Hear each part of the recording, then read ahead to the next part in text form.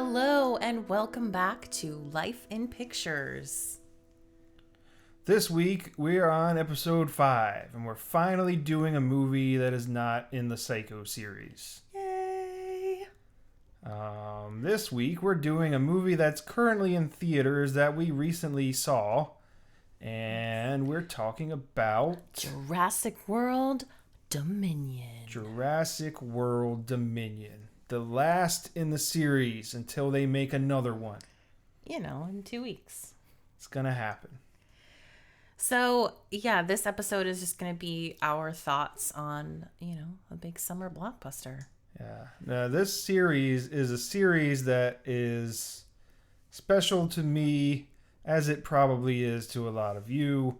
I was 9 years old when the original Jurassic Park came out. I saw that several times in the theater that summer. I've seen it a bunch of times since, a few more times in the theater with the various re-releases. I have read all of the books. When I say all of them, it's only 2, but I actually read that first book back then when I was young, and I didn't understand it nearly as well as I did when I reread it when I was older. But we're definitely going to be covering the rest of the movies in this series at some point, maybe not consecutively the way that we did with Psycho. But we wanted to talk about this one because it's current and because we saw it, so we want to talk about it while it's fresh in our minds. Mm-hmm. Now, keep in mind, we've seen this movie one time, so some of these details might be wrong. Right. We're kind of going off of our memory here, and, we didn't have the advantage of being able to rewind and get every little detail, so if you have corrections or opinions or comments or questions, feel free to interact with us on our social media. Yes. And it's so funny you said you saw the original Jurassic Park multiple times in the theater. I did as well. And thinking back to a lot of movies when I was a kid, like Batman and movies that were big hits, you went and you saw them, Toy Story, again and again in the theater. And I feel like people don't really do that anymore, and I'm sure it's partially because movies are crazy, ridiculous expensive now, but it's just not the same. Yeah, I have always, from a very young age, I have always enjoyed movies, and I remember when it was always a treat when you would get to go to the movie theater. It's an event. It's not like, I'm gonna pop in this tape or now Blu-ray or digital or whatever. Back then it was tapes.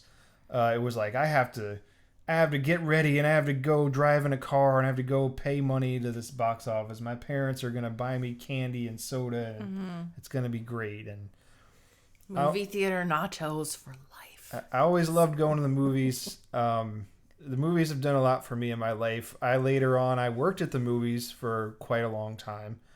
I met you at the movies. That's right. That's so where we met. That had a pretty big impact on my life, obviously. Yeah. The movies have given me a lot, and I'm thankful to them. But I digress. Anyway, we're talking about Jurassic World here. I just want to give you a little background on my relationship with the movies. Warning.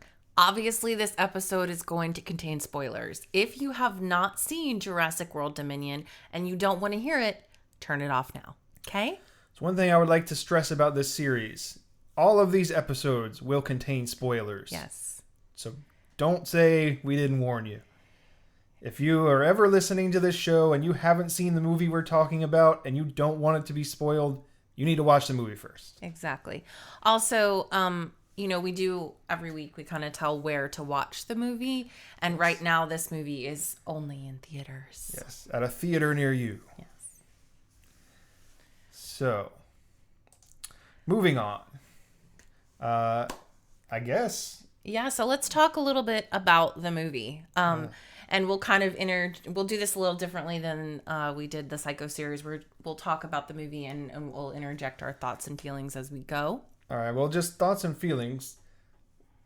How excited were you when they announced that this movie was coming out?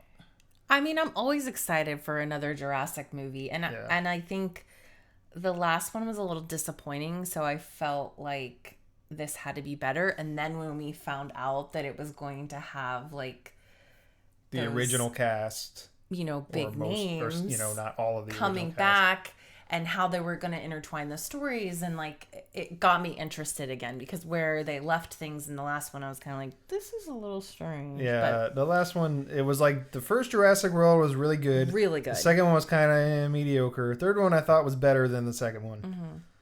So I was excited too. I'm always up to see a new Jurassic movie. And this one didn't disappoint me. Yeah.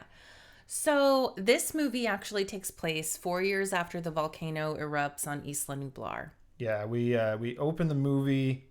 Well, I guess it depends on where you see this movie, because apparently in some other countries they have an intro that's called the prologue, and you can see it on YouTube, which is where we saw it. And I thought that was very interesting because it shows, among other things, the T-Rex being killed. And it shows the mosquito biting the T-Rex, which kind of kicked off the whole being able to clone dinosaurs thing. Which I thought, again, spoiler alert, but which I thought was interesting because in the end of the movie, the T-Rex wins a fight. And it kind of shows the opposite, where it's like, instead of showing the T-Rex dying and, being done, it's like, the T-Rex will forever reign supreme, that was an interesting contrast to me. And since we hadn't seen that in the theater, it was also interesting that some places have that along with their theatrical release, and that it was just another bonus thing that we didn't know about prior to finding it on YouTube. Right. So in this movie, it kind of begins with like a news report that's kind of catching you up. But the thing about this movie is that there are two distinct and separate storylines happening within the movie, and then they collide. But there's a Claire, Owen, and Maisie storyline, and then there is our original characters, Alan and Ellie and Ian Malcolm. They have like a separate storyline, and then they merge. So you find out now that we've got Dodson here. Dodson! He's now the CEO of Biosyn, which, if you did not remember what Biosyn is, which I did not remember what it was right away, is the company he was working for in the original movie, where Dennis Nedry was stealing the embryos for him. So now he's running the show over there, and they're working to study dinosaur immune systems to see if they might hold some kind of significance for humans. Or at least that's their PR approach to what they're doing over there. Right. And then we find out that Claire is now rescuing dinosaurs that are trapped in illegal breeding facilities. Yeah, it's off the wall now, the world that they live in. Dinosaurs are just living amongst humans. They're not contained to a theme park anymore. It's just like, deer in the woods or something. Now we have dinosaurs that live among us. And along with that, there's illegal breeding operations and things like that. So Claire is part of a group that liberates some of these animals that are held in those terrible conditions, which I thought was interesting because she's come full circle since we first were introduced to her in the first Jurassic World movie. In that movie, she was total corporate shill, like, oh no, there's nothing wrong with what we're doing. This is great. And now she's kind of seen the error of her ways. Right. And then we see Owen, who is now a dinosaur cowboy, if you will. Yeah. He's wrangling dinosaurs in the wild, wild west. Yep. But I kind of find it neat to see the dinosaurs, obviously not the carnivores, but like some of the more tame dinosaurs just coexisting with other animals, and how that might have looked, right, but also been if it ever were to take place. I think it also kind of underlines the theme of all of these movies, which is that don't mess with nature. you don't actually want to live in this world, Right. Like, this is a cautionary tale kind of thing. So then we find out that Maisie, Claire, and Owen are kind of living off the grid to keep Maisie safe, because now that people know that she exists, they want to take her. Yeah. So they've gotten a little cabin up there in Canada, I want to say. I mean, I think it's still the United States, maybe like Wyoming. I feel like the actual movie was filmed in Canada. Yeah. I don't know if that's the setting in the movie or not. I didn't catch that. I think it's like Wyoming, like one of those kind of places. It's up north where it's really cold. But it also has to be in the U.S. because those dinosaurs she rescued went to the U.S. Okay. Whatever you call it. So, yeah. So they're living up there, kind of doing their own thing off the grid. Maisie is a little stir crazy. She's a teenager now. Mm-hmm. You know how that goes. Rebellious.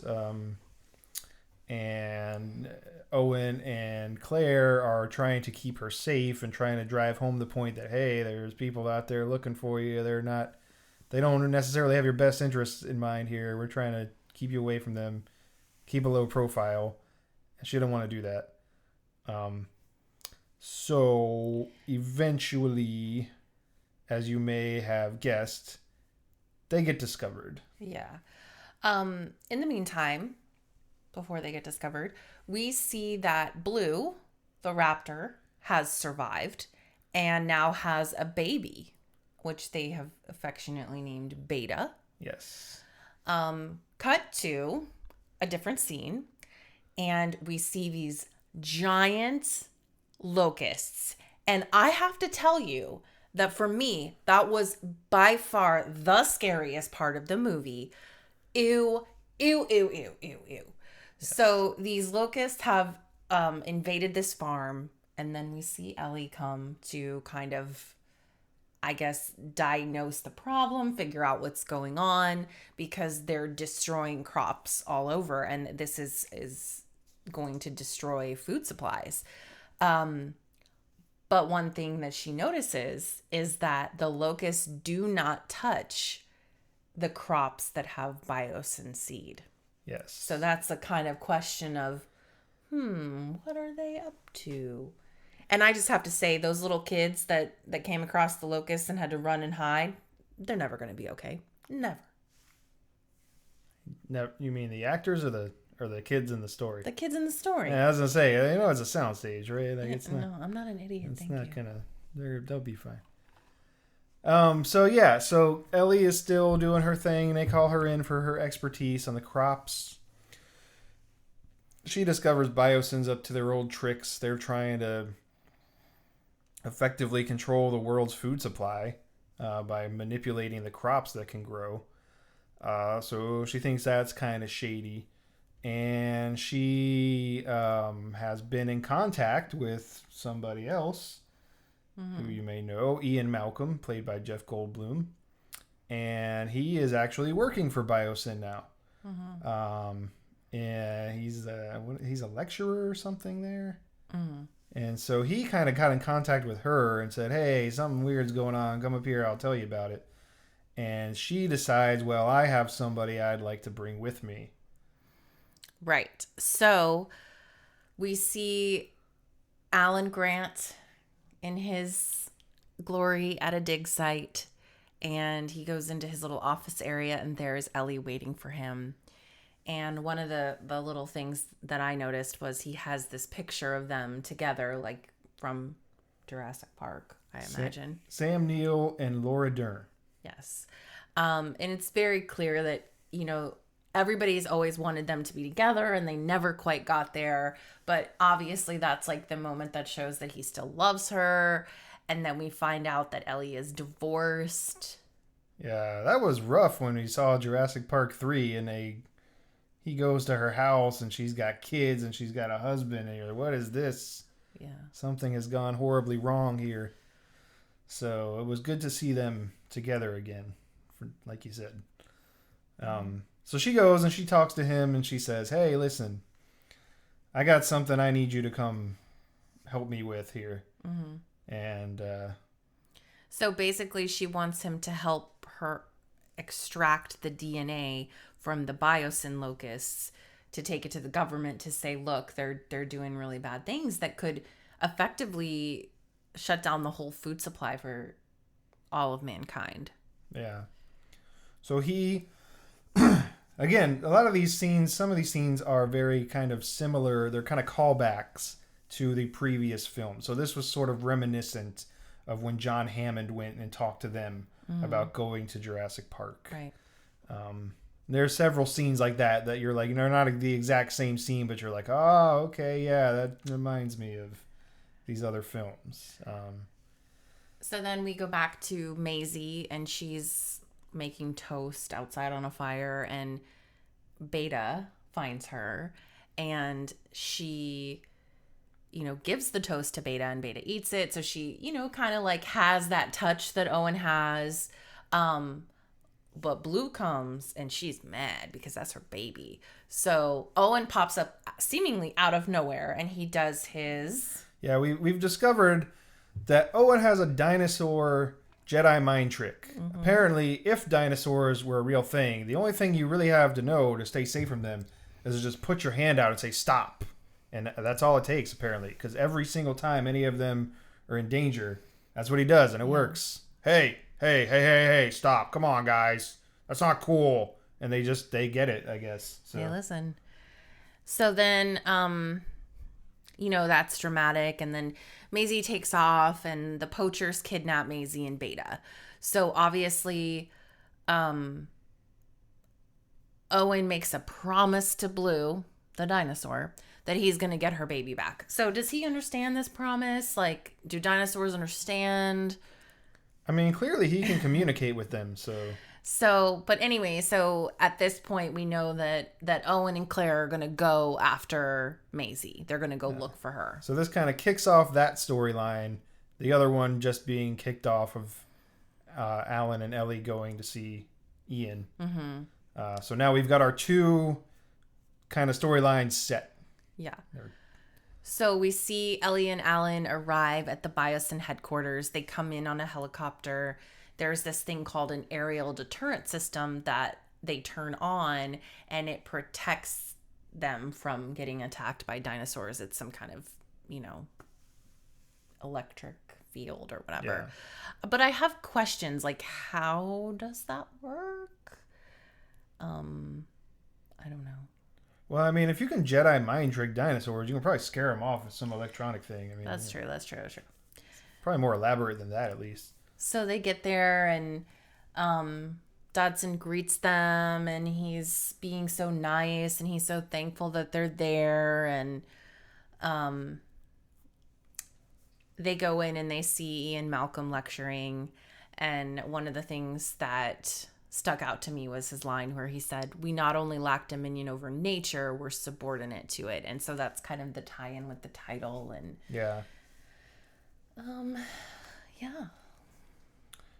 so that happens.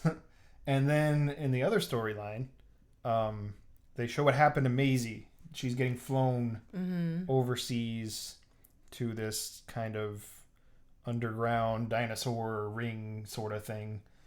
And I believe they had kidnapped Maisie and a dinosaur because they were bringing the dinosaur to the Beta, ring. Yeah. Oh, Beta. Yeah. Duh. Okay. Yeah. We just said that. Yeah. And so they did that. And the pilot that took them there kind of realizes that, hey, maybe there's something not right going on with this, bringing this kid here. Yeah. But she didn't fly Maisie. She flew the dinosaur. And then when they landed, she saw her and she's like, "Hey, what is this?" Yeah, she also doesn't get involved right away, but you can tell that's foreshadowing that she's going to be. So then we're back to Biosyn headquarters, and there's this little funny piece of conversation where Ellie says he slid into my DMs, and Alan is like, "He what?" He doesn't know what that means, and I'm not really sure I know what that means. But see, the DMs are direct messages. Yes. And when somebody messages you through the direct messaging system, the kids call it sliding into the DMs. Right, but I think the funny thing is sliding into the DMs is like, "Hey," but I don't think this situation was like, "Hey." I think it was just like he DM'd her. So what you're saying is he was not romantically interested in her. I don't think so. But I think Alan thinks that. And so... I mean, to be fair, he was in the original movie. Till Yeah. he found out they were together. So Ian and Ellie kind of... They start chatting privately while these cappuccinos are being made, and it's really loud, and you can tell they're like whispering, and it's really important. So what we learn is that something big is happening, and Ian passes off his like credentials so they can get down to the sublevel to get that The locust the DNA. DNA. Yes, Yeah. thank you. And Alan doesn't know any of this is going on because he's standing by the counter and he just is hearing the cappuccino machine. So it's just a kind of funny little scene. Yeah. And the other storyline, they end up in that dinosaur ring. Yep. And the guy that kidnapped Blue gets his arms chewed off. Mm-hmm. And, they kind of rescue Blue. Do they? They don't rescue Blue. What the heck happens? I'm a little fuzzy on the details here. No, so they get away because the lady that like was in charge of kidnapping Maisie and Blue, they sort of Beta. Beta. They get a hold of her and they make her tell them where they're taking them. So she also somehow has these other raptors that are like trained assassins, which was something that was from that first Jurassic World movie. That guy from the army. He wanted to use them in that capacity. So when she like puts the light on somebody, it tracks them. And so there's this whole like chase scene, and it's like a big thing, and then they end up in an airplane, and it's just very dramatic, very Jurassic World. Yeah, eventually they all end up at Biosyn. Right. That's where this is all building towards. So we see Dr. Wu. Dr. Wu. Yep. How does this guy still have a job? Every freaking time, he's the guy in charge. Things go horribly wrong. People die. All kinds of mass pandemonium are happening. And then they get ready to try their experiments again. And they say, hey, we should call Henry Wu. What could go wrong? Yeah. But this is like the first time that he seems like he knows that something bad is coming, and he's trying to warn Dodson, like, a global famine is coming. We have to eradicate the locusts. Like, this is not gonna end well. And of course, Dodson's like, nay, it's all good. Yeah. I feel really bad for B.D. Wong because he's a great actor, and he He probably is. catches a lot of flack. He is. Law and Order SVU. For playing this character. To be clear, the character is a real not desirable person, not the person, obviously. Not the actor. Mm-hmm. So you finally see him develop a conscience. Most of the movies, he's this kind of arrogant, I know what's best, whatever. Mm-hmm. And now he's sort of, they're hinting that maybe he has changed his ways. He's got longer hair. He looks a little different. He's a little older. Maybe he's a little wiser. So they got that happening. So Ellie and Alan now take this opportunity to head to the sublevel using Ian's clearance. At this point, Maisie has arrived at Biosyn, and Wu kind of is talking to her and tells Maisie that Charlotte, her mother, made her. And so she's... Maisie thought that her grandfather reproduced her because he loved his daughter so much and he couldn't live without her. But this is like total news that, Charlotte was actually pregnant with her, and she was, made. So, questions arise in my brain. How was she able to have a child all by herself? How does she alter her DNA to eradicate her disease? She didn't tell anybody how. Like, if she could do that, then why couldn't she alter her own DNA and not die? Like, questions arise. Maybe they will answer them in the inevitable sequel. Yeah, I don't know. I'm still not sure I buy that this is the last one. Yeah. Yeah, even if it takes another 20 years or whatever. So then Ellie and Alan get the sample from the locusts. It's a hot mess. Maisie sets Beta free and they run away from Wu and Dodson. When Ellie and Alan, that's so hard to say. The names are so close. Alan and Ellie escape from the locusts. They find Maisie. And then we learn about Deadass Denise. She turns off the ADS and the dinosaurs attack the plane that... Yeah, well, first of all, now we're switching back to the other storyline. Yes. So, like we said, Claire tracked down the lady that was kidnapping Beta and Maisie, finds out where they're taking them. Mm-hmm. The pilot that wasn't going to get involved decides to get involved because she feels bad. She wants to help. She's a pilot. I think her name's Kayla. Yes. She knows where they're going and how to get there. Right. So she flies Owen and Claire to Biosyn. Right. Now, when they get close to Biosyn, they interact with the aforementioned Deadass Denise and the ADS system. Right. Now, I thought this was interesting because one of the things of the Jurassic Park series is it's a science fiction movie and all that, but also I think at its core, one of the main things it is it's a monster movie.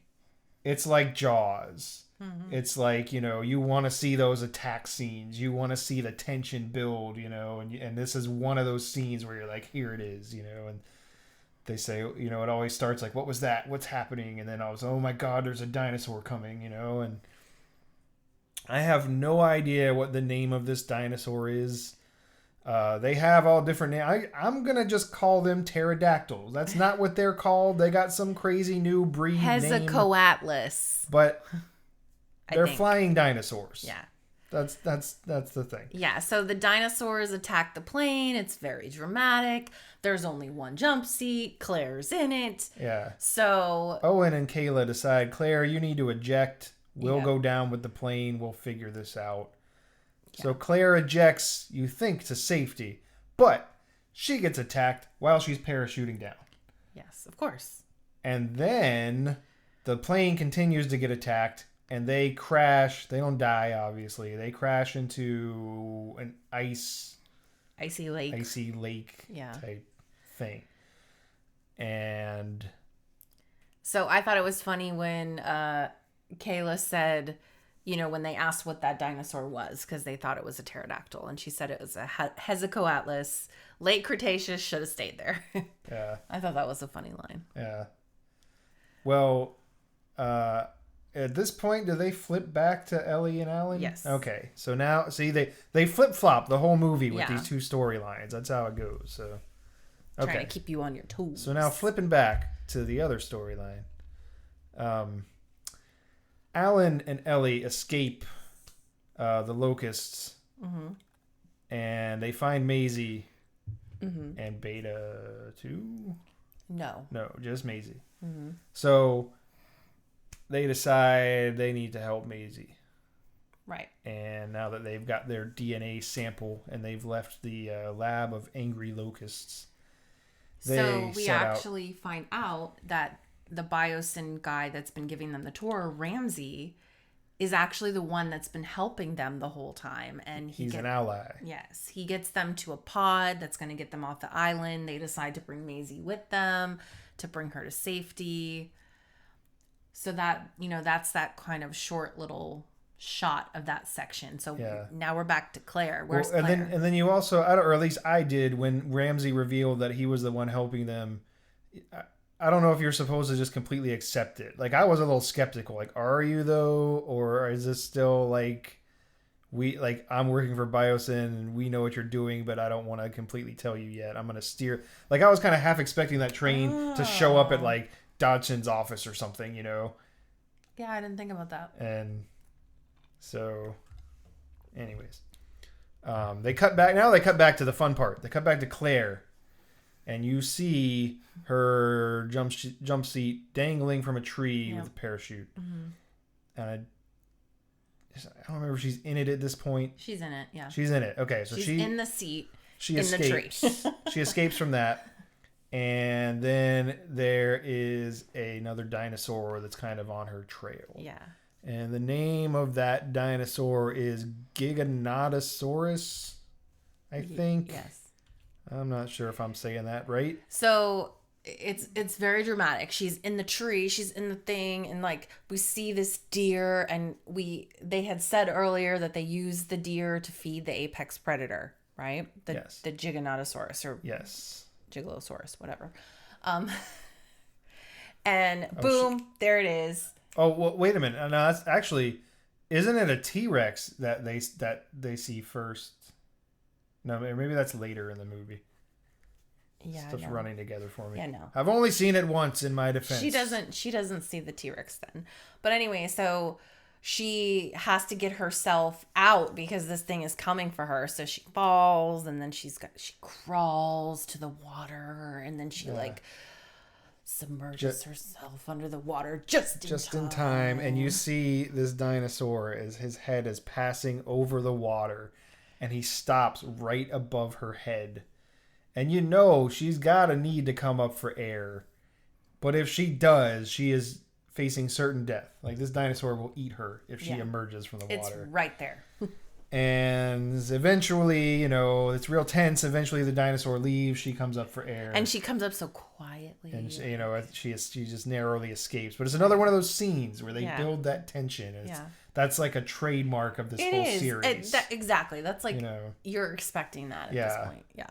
And I think it's also interesting that it's like, you know, Spielberg, Jaws was like his first blockbuster, and it was the same kind of movie. And it was just, you know, then, let's see, almost 20 years later, the first Jurassic Park is the same kind of thing. Not the exact same thing, but it's got elements of the same type deal. And it was also a big those are the thing things that work, right? Yeah. Those are the things that create a movie that becomes huge. Which, by the way, Jaws is also a series that we will be covering on this podcast. Oh, we should have thought to do that. And that would have been a really great idea to do that for this weekend since it's for July 4th. But, you know, whatever. It's fine. At least we tied in Psycho with Mother's Day. There you go. There you go. That was a good branding. So now we're back to Owen and Kayla. They're trekking across the ice. We're learning her backstory. And then, all of a sudden, we get more dinosaur attacks. Yes. So now this one is yet another new dinosaur. And heck if I know what... It's a raptor. I'm going to call it a raptor. It's basically a raptor with feathers and claws. The heck is the name of this dinosaur? Affectionately, you named it the giant-ass bird dinosaur. Yes. It's got... It looks like a bird. And I think that's a throwback to where they said, oh, I think dinosaurs came from birds. There's been a lot of, you know, as the research on dinosaurs has evolved, people are saying that they think they were right and the dinosaur should have had feathers or whatever. So I think this is kind of a response to that. Yeah. So this thing is chasing them. It dives into the frozen lake it's circling. I mean, it's... Yeah, well, and then Owen falls through the ice. Yeah. And it's chasing him. And then he narrowly escapes with Kayla. And then it's chasing them down the path, the concrete path. Yeah. And they eventually lock themselves in a freight elevator and narrow escape. I believe they tase it. Don't they tase it before they take the elevator down into Biosyn. Yeah. So now Owen and Kayla are in the Biosyn building. And so everybody's at Biosyn now. Right. But they're all still kind of doing separate things. They don't all know that they're there yet. Mm-hmm. So then we cut back to Dodson, and one of his henchmen is telling him that Ian Malcolm is the one that gave Ellie the key to get the DNA sample from the locusts. Yeah. So then we're back in the pod. Ellie tells Maisie she knew her mom, and she kind of... You can see that Ellie knows that she needs to hear about her mom, Charlotte. So, and you can tell that makes Maisie feel better. Yeah. Because she ultimately says, your mom really loved you. And I think she needed to hear that because she's been searching for answers about her mom. Yeah. Then Dodson cuts the power to the pod because he's a jerk. And then we see Dodson firing Ian Malcolm, but he keeps Ramsey on board because he thinks that Ramsey is like, he doesn't very know Ramsey's helping him. Them. Yeah. Which was also like when Ramsey showed up here, I was still kind of skeptical. Like, all right, is this the point where, you know, he tells Ian, like, look, we know what you're up to and we're going to stop you kind of thing. But he didn't. Mm. I was kind of skeptical most of the movie. Like, all right, is he really helping them or what's going on? But, so he doesn't necessarily let Dodson know that he's helping them right away. Right. He's like, okay, sure, yeah, I'll go escort him back to get his things. Yeah. You know, like you said, sure, anything, boss, anything you want. And so he does that. Well, he says he's doing that.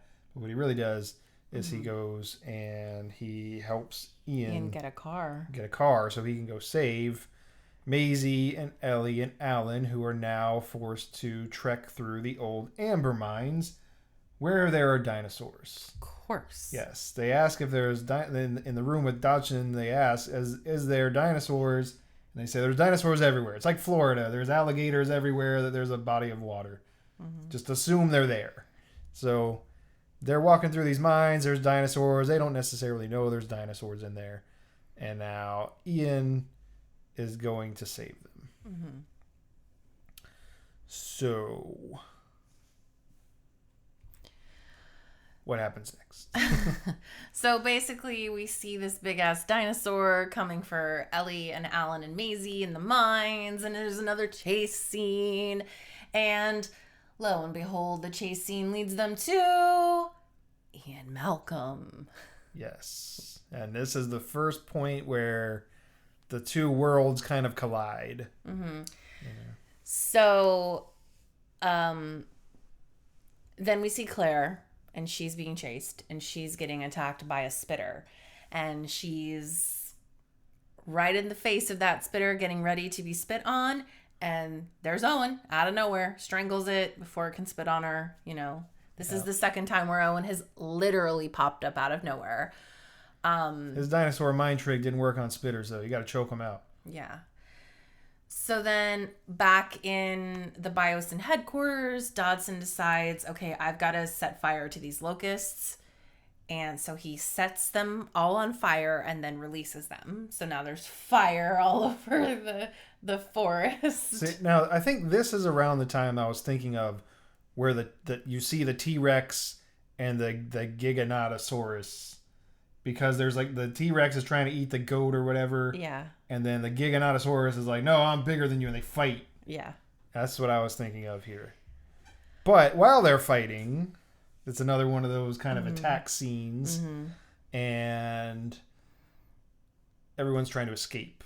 Right. Obviously. So Ian, Alan, Ellie, and Maisie are in the Jeep. And they're driving away as fast as they can. And then somehow they end up like sideways on the mountain, and they're trying to escape it from turning over, and of course what happens, it turns over. So then they rolls over, ends up upside down, but alas, they have met up with Owen and Claire and Kayla, and it's an epic reunion. Yeah.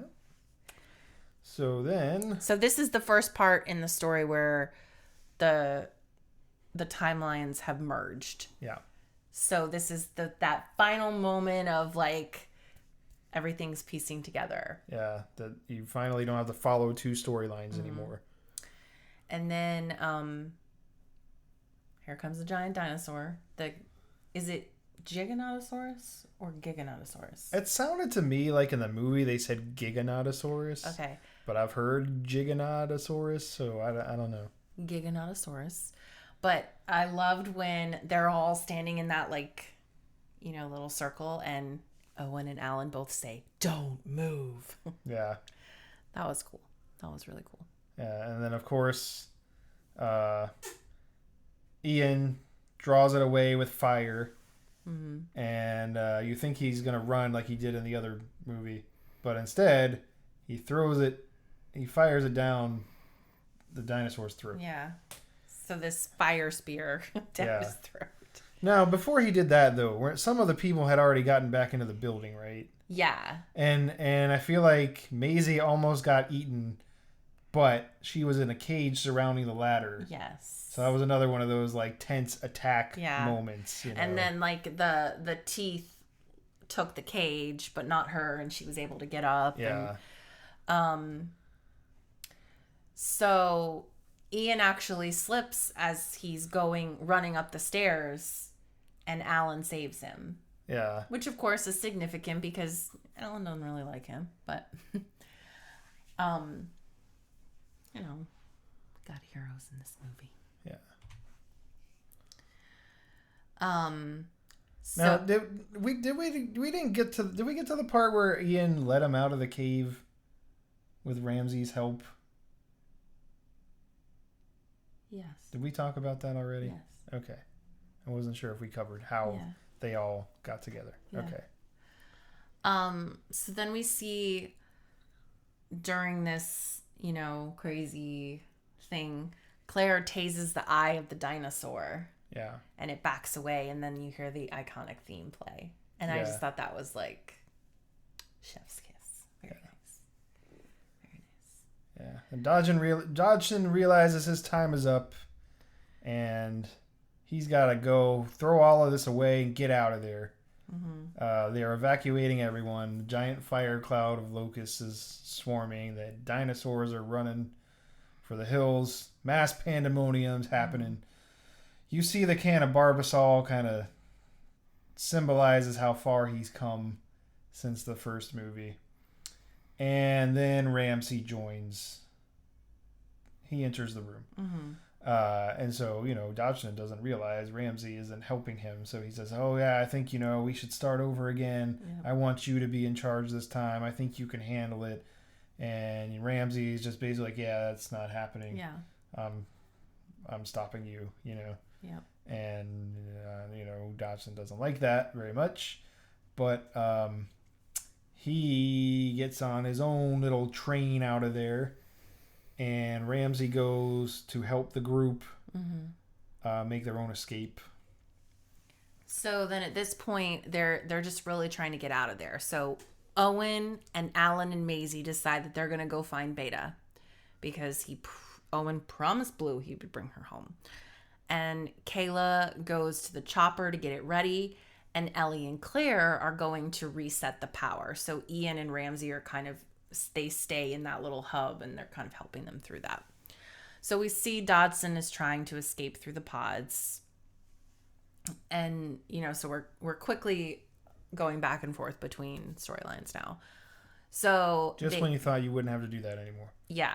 They find Beta, that being Owen and Alan and Maisie. And, Maisie runs out and she does the Jedi mind trick. And then they triangulate, and Owen is able to tranquilize Beta so that they can get her home safely. Yep. So Ellie and Claire went to go turn the system back on. They get it, which is also reminiscent of the first movie, where Ellie has to go turn the power back on in Jurassic Park. They finally get it back on, and the ADS becomes active again. Dodgson has left, or decides he's going to leave the train because the power was out. Mm-hmm. And what's he going to do? Now, this is where it gets interesting. He gets attacked and killed by spitters, which is how Dennis Nedry died in the first movie when he was stealing embryos for Dodgson. Yep. So it's another one of those full circle kind of things, which I thought was interesting. So they destroy the main line. The ADS is active again. Everyone's reunited, and they find Dr. Wu, and he's begging for them to take him. He wants to study Maisie's DNA to get rid of the swarm of locusts. This was my favorite part, because I've been saying this since they first made the first Jurassic World. I'm like, how does this guy still have a job? And they finally acknowledged it, where Ian Malcolm says, "Oh, this guy, it's always him." Yep. I was like, good, they know. So funny. Like, the chopper lands. They're going to get out of there. And then we hear the infamous roar. And there is the T-Rex. But wait, there's the other guy. So we have Giganotosaurus, T-Rex, dinosaurs engage in their epic battle as the team tries to get to the chopper. It's sort of like a face-off from like the original and the new one. Yeah. And then it looks like T-Rex is going down. Yeah. It gets to the point where it looks like the T-Rex is dead. Yeah. But he gets some help from, again, I don't know what the heck the name of this dinosaur is, but it's got big sharp claws and it comes and helps him out. And they team up on this Giganotosaurus, and this dinosaur, I guess they're girls, huh? Stabs the claws through the Giganotosaurus' neck, and they win. Yes. And so, like I was saying, at the end of this movie, or close to the end of the movie, the T-Rex wins. So it's like a full circle from that prologue. If you were in the theater that had the prologue, which we were not. I don't think they did that here in the U.S., from what I understand. So then we're back at the wildlife hangar. We finally get Ellie and Alan together. It only took 6 movies. Yep. Then it's kind of a fast forward, and we see that Ian Malcolm, Alan Grant, and Ellie Sattler are testifying before Congress about the corruption at Biosyn. We see that Wu has been able to alter the pathogen, and he's effectively saved the world. He finally redeemed himself and did something right. He did something good. So he was able to eradicate the locusts. The dinosaurs are going to be able to live free at Biosyn, safe from the outside world because nobody's there anymore. Kayla's gotten herself a new plane. Owen, Claire, and Maisie go back home to their house in the sticks. They bring Beta back to Blue. It's a sweet little reunion. And Owen kept his promise. He kept his promise. And it kind of wraps up with Charlotte Lockwood in a video saying that, you have to learn how to coexist. And then it shows clips of the dinosaurs and the animals living together. And that is basically the whole movie. Yeah. So hopefully you enjoyed that. I'm sure there's some gaps to fill in. Definitely spoilers in there, but hopefully you've seen it already if you're listening to this. Yeah. And if you have corrections or questions or comments, again, at Life in Pics Pod on Twitter and Instagram, at Life in Pictures Podcast on Facebook and YouTube. Yes. And I think that's it. Yeah. So at least I had some unanswered questions, and so we just want to throw these out there. And if you want to respond with your thoughts on social, please do. Lifeinpicturespodcast at gmail.com also, if you prefer to interact via email. Via email. So what comes next? The dinosaurs and humans, they just hang out together? Is this a forever thing, or the dinosaurs going to take back over? You can't put the lid back on that box, I don't think, Yeah, and then what happens if more of the predators begin reproducing on their own? If Blue could do it, what's to say that there's not another animal that could do it? But also, how? Yeah. And, how come nobody seemed scared or ran away as the raptors are just running through the streets during the movie? They got their ace in the hole, the Jedi mind trick. And you just put your hand out, stop! And the raptors, they respect you completely. One of my other questions, and I don't know because I'm not a geography major, but they're in Italy, I know that. But there's icy mountains and then swampy forest all within 5 feet of each other? How? When they're at Biosyn. Yeah. I don't know. Maybe some of them are man-made. Yeah. They are Biosyn after all. So. Yeah, I guess so. And then as far as my thoughts and opinions, I just first want to say that like this movie was much better than the last one.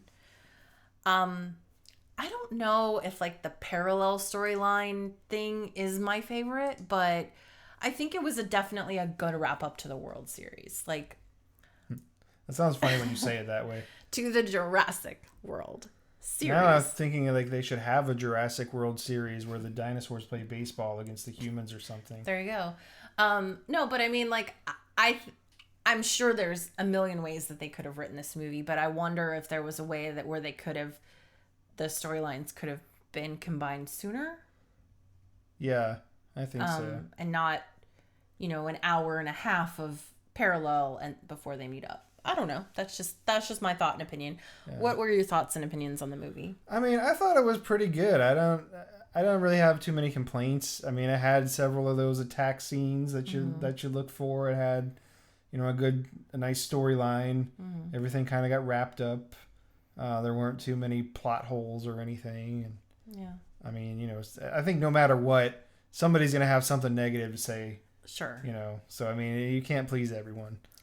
I do think that it was really cool. We took our kids to see it in the theater, and like, we both saw the first movie as children, and now for our kids to be able to go with us, like that's just our kids are real interested in it. Like our daughter was like, I want to see all of these movies now, and our son has already seen all the movies, so now we talk about that with him, and it's really cool to be able to share that and to think that like. This movie's multi-generational now, it's like these stories have been passed down and they're still going, like I don't remember too many or maybe any movies like that that I went to see like with my parents where it was like the original movie of this came out when I was a kid and now we're seeing that story progressed, all these years later. Maybe like Star Wars? Yeah, maybe Star Wars. My parents didn't really like Star Wars, so it wasn't like a thing. Like they didn't hate it, but they weren't like, we're going to take you to see this on the first day kind of thing. I know my dad, like he really liked Star Wars. So, but I don't think they were children. They were like teenagers, adults at that point. Yeah. But well, I mean, my parents were in their 20s at that point because it came out in the 70s, right? Yeah. Yeah, so. Yeah. So, I mean, but that was the same kind of thing, like the excitement that my dad had to like share that with us. Yeah. I don't think that my parents. I don't think I went to see any of the Star Wars movies with my parents. I'm pretty sure I saw them like with my brother and my friends, but I don't think that my parents ever came with us. And I remember even going like. They had re-released the original trilogy like in the mid-90s. And I went to see every one of those. I think it was me and my brother. Like, I don't think they went to that either. Mm-hmm. I feel like they've seen them like at home, but they weren't like fanatical about it or anything. Gotcha. Well, I think that's it, friends. Yeah, that's, most of what we got to say about Jurassic World. Hopefully this is something that you guys are enjoying, and we'll try not to get bogged down too far into like franchises where we have to do one right after the other. Unless you guys want us to do that. I'm still not really super clear on if that was an issue for anyone but us. Maybe some people wanted to hear what happened next in the story. I guess there's really only one of two reactions. Either you wanted to keep going, or you were like, dear God, I can only hear so much about Norman Bates. Yeah. So I'm good either way. I could talk about the whole series, or we could break them up. If you guys have preferences, again, feel free to interact. If you have comments, questions, suggestions, we are planning on probably eventually... filming some video episodes of this podcast. Yep. We got some equipment in place, and we're kind of testing it out at the moment. So we don't have anything ready to go right now. But eventually we do want to start using our YouTube channel for more than just audio. And so hopefully that will work out pretty well. Maybe we'll do some live streams. Who knows? There's all kinds of possibilities here. So, again, suggestions, comments, questions. If you've got a movie you'd like us to cover. Yeah, please let us know. Like, Yeah. what's out there that we should be watching and talking about? Life in Pictures Podcast on Facebook. Life in Pictures Podcast on YouTube. At Life in Pics Pod on Twitter and Instagram. Yes. And Life in Pictures Podcast at gmail.com if you'd prefer to interact over email. That being said, I'm going to try out my new sign-off that I thought of. So get ready. Thank you so much for listening. This doesn't sound organic at all, but it's going to be great. So, thank you for listening. Enjoy the show.